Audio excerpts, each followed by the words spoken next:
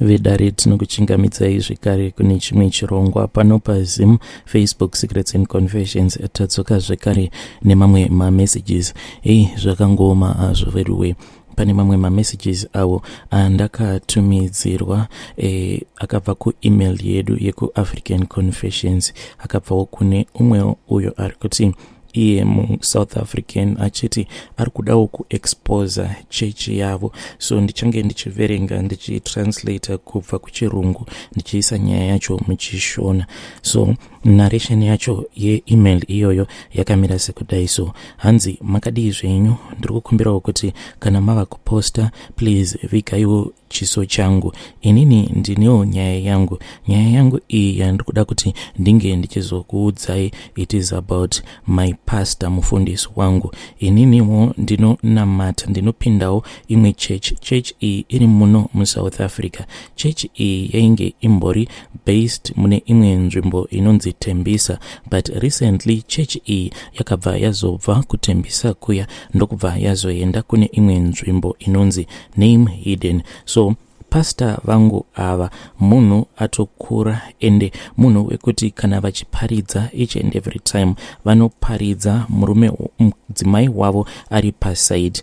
Iye mudzimai wacho mukadzi mukobvu ende mukadzi wekuti anogara akapfeka mamwe marings awa anomapfeka mumaoko ake. Marings awa anogara ainawo akawanda. Kazhinji anopfeka mabangles awa muruoko rwani anenge aine mabangles anokwana iwo kuita 6 kana kuti 8 muruoko rwani. I am sure kuti nepicture yose iyi yandakupai vanhu vazhinji vanokwanisa kubva vatoziva mai mufundisi ava, but ndinotya kuti ndinge ndichizobuda pajekerere because ndinototyirawo upenyu hwangu ende ndinotya kuti vanhu ava vanokwanisa kuzondiurayisa kana kuri kuzonzi vakazoziva kuti ndini ndazoburitsa secret iyi, sezvo ndiri munhu wekuti ndakakwanisa kuzombovawo close to the pastor nemhuri yavo.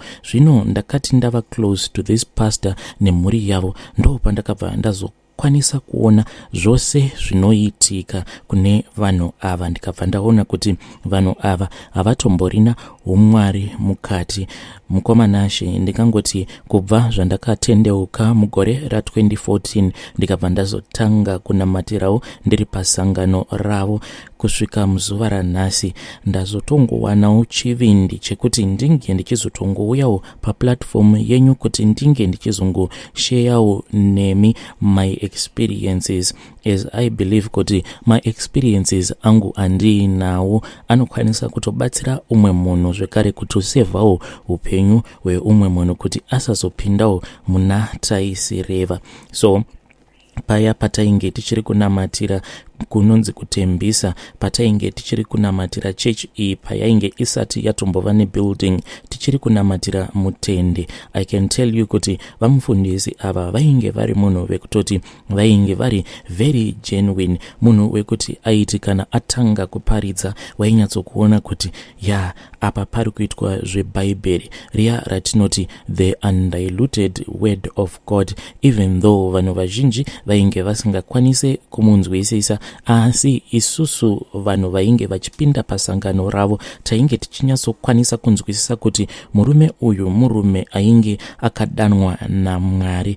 But nenguva payakazotanga kufamba mariwo yakabva yazotanga kupinda muchechi. Kubva mari zvayakatanga kupinda muchechi ndo patakabva tatoona kuti mari zveshuwa inochinja munhu. Zvinhu zvakatirwadza tichiona pastor vedu vava kuchinja nekuda kwemari, sezvamunongoziva kuti money is the root of all evil. So kubva mari zvayakatanga kupinda, pastor vedu vakabva vatanga kurarama kamwe kaupenyu kaya kekuti vanenge vachizvirakidzira ivo kuti imbinga mbinga dzemambinga ende munhu wekuti ainge ava kutenga motikari. Vakabva vazototaura one day vakabva vati kwandiri inini kana ndichienda kunotenga motikari zvakangofanana nekuti ndinenge ndichienda kutenga chingwa. Matengero amunoita chingwa imimi ndo matengero acho andinokwanisa kuita motikari, nekuda kwekuti mari yandiinayo imari yakawandisisa. Zvino chimwezve chandikuda kukuudzai mukomanachi ndechekuti muchechi medu kune iya yatinonzi church offering, but church offering iyi yakatosiyana nemapirwo acho atinoiita kuchechi, yakatosiyana nemapirwo ainoitwa kune dzimwe church. Kwedu kana vanhu vava kupa church offering iyi inoenderana according to the ranks. Kana kuri kunzi paya pazvinenge zvava kunzi vari kuda kubvisa machurch offerings avo, uyai kunotanga kwanzi avo vane ma2000 rands and above, tangai mauya imimi kuzopa church offering yenyu. Then zvobva zvazonzi kune avo vane ma1000 uyaiwo muchipawo machurch offerings enyu kusvika pa2000. Then zvobva zvazonzi kune avo vane below 1000 asi zvichigumira pa500 rands, chiuyai imimi. Then zvobva zvazonzi kune avo vane 500 kusvika pa200 rands, chiuyai imimi. Then vaya vanozonzi ndo muswe wekupedzisira, ndo vanenge vaine 10 rand and lower, ndo vacho vanenge vachinzi miswe yekupedzisira. Zvino munozoti kana mava kuenda kunobvisa twumari twenyu twuma 10 rand and below, munobva mazotoona kutoti ivo pastor vaya vanenge vakakutarisisai nerimwe ziso riya rekuti munorevesa here kuti mungada kupa Mwari 10 rand. Ende nguva zhinji vanotombotaura vachitodudzira kuti how can someone be dressed so beautifully yet munhu obva watanga kuda kupa Mwari 10 rand. I am telling you kuti pastor vedu munhu vanodisisa mari kudarikidza zvinhu zvose zviri pano pasi pezuva. So tainge tava vanhu vekuti kuti unge uchikwanisa kungotaura nemufundisi wako unofanira kuti utange wabhadhara kuti ukwanise kuzotaura naye. Zvino makore akazoti ava kufamba, ndega ndo pandakabva ndazongosangana nerimwe shura rekuti nanhasi uno rinongogara richingondivhundutsa. Zvakaitika musi iwoyo ndezvekuti neniwo ndainge ndichitodawo kutonamatirwa. Ndakazoti ndatarisa pastor paya pavainge vachifamba vachinamatira vanhu, ndo pandakabva ndazoona kuti chiso chavo zvino chainge chava kushanduka. Chiso chavo chakati chashanduka, ndokubva ndazoona kuti pastor vangu vainge vasisiri pastor asi vainge vafanana nedhimoni, asi dhimoni racho rainge rafanana neimwe mhuka inonzi dragon, mhuka inotyisa kwazvo. Ndakabva ndanzwa kutya, vakabva vazosvika paya pandainge ndiri, ndakabatwa nemweya ndichiona chiso chavo chichokwadi. But the next thing chakazoitika ndechekuti ndakabva ndazongomuka. Pandakamuka ndainge ndakarara pasi pafloor, zvichiita sekunge ivo vainge vandipa deliverance as if mainge muine dhimoni rainge ririmo mukati mangu. Asi chiso chavo pachakashanduka mukomana nhasi, chiitiko ichocho handikwanise kana kuchikanganwa. Ndakabva ndangozviudza kuti uyu munhu waMwari, hapana paangamboshanduka kuita dhimoni. Ndikabva ndangoti zvimwe kuda inini ndini ndiri wrong, ndini ndine madhimoni anoita kuti ndinge ndichiona sekunge chiso chemunhu waMwari chabva chashanduka kuita dhimoni.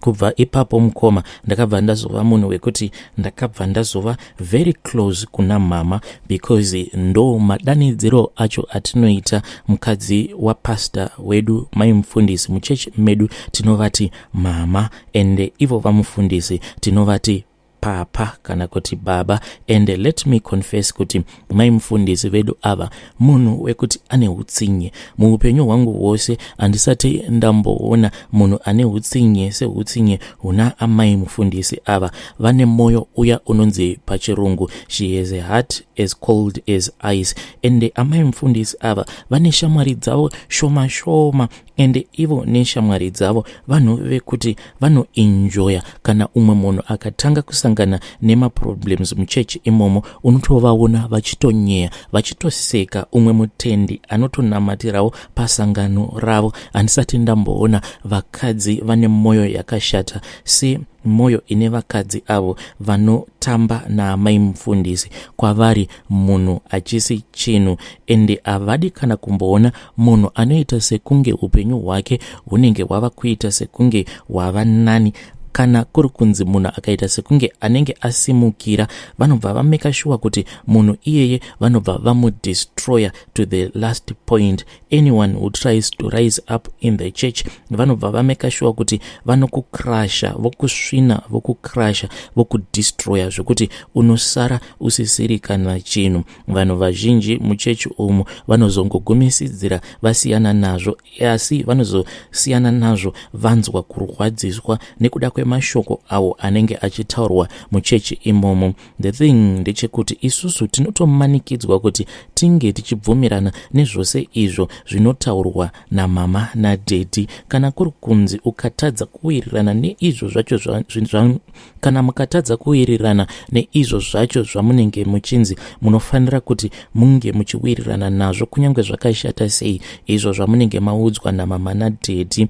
Ende iwewe kana ukada kuzvirakidzira kuti hausi kuzvifarira, vanobva vameka sure kuti vakunyadzisa. Vanhu vazhinji vanogomisidzira vava kunzi ava varoyi nekuda kwekungoti vanhu vekuti vanenge vakazama kusimudzawo misoro yavo vachiti zvinhu izvi zviri kuda kuitwa pano zvinhu zvisina kana kumbonaka. Kana ukazama kuva competition yavo, ivo vanobva vazotanga kuenda nerweseri vachikunyeya ndevamwe vana vesangano.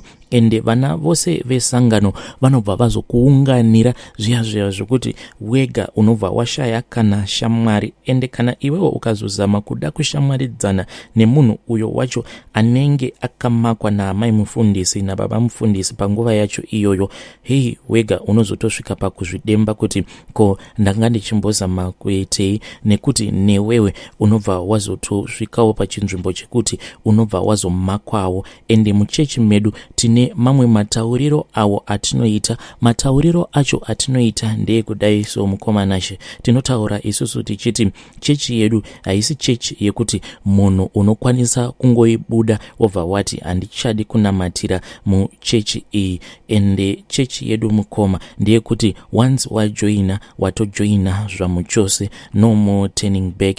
Anyone anobuda muchechi medu, he immediately becomes our enemy, ende tinobva tazotanga kumunyomba tichimukriticize. Chechi yedu mukoma ndingatoti haisisiri chechi asi yava iya yavanoti cult. Ivo amai mufundisi ava ndakabva ndazofind out kuti marings acho awo avanogara vakapfeka hakusi kuti they are decorative bangles aya anongopfekwawo nevanhukadzi, but marings ekutoti atori nedzimwe mhiko dzavo dzaainadzo. Ende nekuda kwemarings iwawo vanokwanisa kukontrola ani zvake anenge tanga kunamatirawo pasangano ravo. This secret mukoma haizivikanwi nevamwe vatendi. Secret iyi inongozivikanwa navo nevamwe vanhu avo vavanozoisa padhuze navo. Seni kubva zvandakazotanga kuiswa padhuze naamai mufundisi ndo pandakabva ndazofind out that secret kuti vakarombera pamabangles avo anogara akapfekwa naamai mufundisi. And as we are speaking right now mukoma, vatori mubishi rekuti urombwa hwavo vange vachizoutransfer, vachiubvisa pana amai mufundisi, vachizoisa masimba aya pane mwana wavo, mwana waamai mufundisi musikana. Ende nayewo wava kutotanga kutoona kutoti atova nekahunu kaya kekuti ava neumwe utsinye wekuti wega haungambofungidziri kuti uyu mwana wevafundisi, because chose chaanoita mukoma anenge achingoda kungodemanda everyone's attention. Ende kana ukaita sekunge unenge usina kunzwisisa zvaanenge achitaura, anokutuka, anokupopotera. Asi kana ari mwana wavo mukomanashi anonzwisa tsitsi nekuda kwekuti haana kana simba. Munhu uya wekuti tingangoti he has been rendered useless, nekuda kwekuti pavakanoromba pacho vakabva vazoofa mwana wavo mukomana sechibayiro as a sacrifice, ndokubva vazotora destiny yake mwana uyu, mwana wavo mukomana, ndokubva vazopiwa masimba. However, iyi inyaya for another day. For now, I just wanted to warn vanhu vaya avo vari kunzwisisa nyaya iyi yandiri kutaura nezvayo kuti kana muchinamatirawo pasangano iri, please run with your life, run away whilst there is still a chance. Kune vamwe vedu avo vakazopinda deep muupenyu hwevafundisi vedu, zvatova very risky kuti tinge tichizosiyana nechechi yavo nekuda kwekuti vanotya kuti tinokwanisa kuzoexpose masecrets avo, and ndo zvavasingadi izvozvo. Nothing is making sense, but kuti ndinge ndichizosiyana nekuenda kuchechi uku ndinonzwa ndechitya, because vamufundisi ava chimwe chavanoita zvikari mukoma ndechekuti each and every sermon yavanoparidza vanobva vazotanga kudailuta shoko raMwari, ende vachidailuta shoko raMwari vanenge vachizama kukavhiridza zvivi zvavo zvekare nezvivi zvevana vavo. Pose vana vavo pavanoita something wrong ndo pavanobva vazochinja doctrine rechechi kuitira kuti vange vachigezesa zvivi zvevana vavo, kuitira kuti zvinge zvichizoita sekunge hazvisi zvivi. Vanobva vazotanga kuparidza vamufundisi vachitanga kutivhairira vachiti inini motikari dzandiinadzo, motikari dzangu dzakawandisisa. Muchechi medu hamusisina muchechi medu, chechi yedu yangova chechi yekuti hakusisina nguva yekuti kunomboparidzwa nezvaJesu, inenge ingori mari, motikari, dzimba nezvimwe zvinhu zvinongorakidza kuti ivo pastor vedu munhu ane mari dzake. I believe kuti isusu vanhu vanoziva masecrets avo vanhu ava, I think kuti tava kutosafa nechirwere chiya chavanoti pachirungu Stockholm syndrome, chiya chirwere chekuti munhu uya anokuabusa unobva wazofind out kuti ndiye munhu wacho waunenge uchinyanyisa kudisisa instead of you running away. Chirwere chacho ichocho chinonzi Stockholm syndrome ndo chatotibata mukoma nashi. And some of these people mukoma vacho vatinodefenda online vanhu vekuti vanenge vakaba zvipo zvedu, vakaba madestinies edu, but ndo vanhu futi vekuti kana tikaona vachitukirirwa paFacebook ndisu tinobva tazomhanya mucomment section tobva tazotanga kutukirira vaya vacho avo vanenge vachizama kuexposa mapastors edu awa ari kutidzvanyirira vachitibira zvipo zvedu. Kana ari mwana wa pastor mukoma uya wandati nayewo akabirwawo destiny yake nekuda kwekuti ndo sacrifice yavo paurombo hwavo, munhu wekuti anorara nevasikana vakasiyana siyana. Zvaizvezvi muchechi ameno kuti vasikana vangane mukoma vakabvisa mimba mushure mekunge vamitiswa naye mwana uyu wamufundisi. Saka zvino news idzi dzakati dzamboda kubuda, pastor vedu umwe musi vakabva vazoti patainge tiri ku midweek service vakabva vati hamuzivi here kuti shoko bhaibheri raMwari rinotaura richiti munhurume anotendedzwa iye kuti ange achiva nemagirlfriends anokwana iwo kuita 50, then kana azoita magirlfriends ake anokwana iwo kuita 50 anofanira kuti ange achizosangana navo vose pabonde, then obva azochuza kuti wacho anomuitira pavakadzi ivavo 50 avo vaanenge achidanana navo ambori ani. Kana azochuza then obva azoroora pavakadzi ivavo 50 vaanenge achuza, nekuda kwekuti murume umwe neumwe akasikirwa vakadzi 50 vaanofanira kuti ange achizodanana navo pasi pezuva. Naye mukomanashi ndinokumbirawo kuti ndinge ndichibvunzawo dare renyu kuti vhesi iyi makambosanganawo nayo here mubhaibheri. Ende ivo zvavanoita ndezvekuti kana vakaona kuti zvacho zvinenge zvaparidzwa navamufundisi ava vakaona kuti zvinhu zvekuti hazviite kuti zvinge zvichizoiswa on social media, nekuti vane maYouTube pages avo, vanobva vazokata maparts acho iwawo pacho pekuti vamufundisi vanenge vataura zvinhu zvinenge zvisingaenderani nebhaibheri. Asi chechi iyi mukoma kana iri pasocial media chayakangwarira ndechekuti inenge ichingoshoropodza nekungotuka mamwe maministries ivo vanenge vachida kuti vanze ndivo muno muSouth Africa. Isusu mukoma takabva tazongowirawo mumakarwe akatipedza, akatidya, akatibira zvipo zvedu, nanhasi uno tichingorimo muchechi umu. Please mukoma nashi ndinokumbirawo kuti munge muchizondiposterawo nyaya yangu, ndichadzokawo with another episode apo pandinenge ndichizokupai a detailed explanation kuti inini chii chakazoita kuti ndinge ndichizova very close na amai mufundisi ava. Hey vedare, ndo message iyo yandakatumidzirwa ichibva ku email yedu ye African Confessions. Zvakangoma hazvo veduwe. Hey, saka ndakati ndaverenga message iyi, vanhu mucomment section vakabva vazototanga kutotaura zita remufundisi wacho iyeyo zvekare nesangano racho. Zvakangoma hazvo veduwe. Ndichazoverenga zvekare another part of this email because vakabva vazoitumidzira zvekare. Saka in the next episode ndichange ndichiverenga ndichitranslate message yacho kubva kuchirungu tichiunza muchishona. Zvimwe kuda tinokwanisa kuzobatsirikana.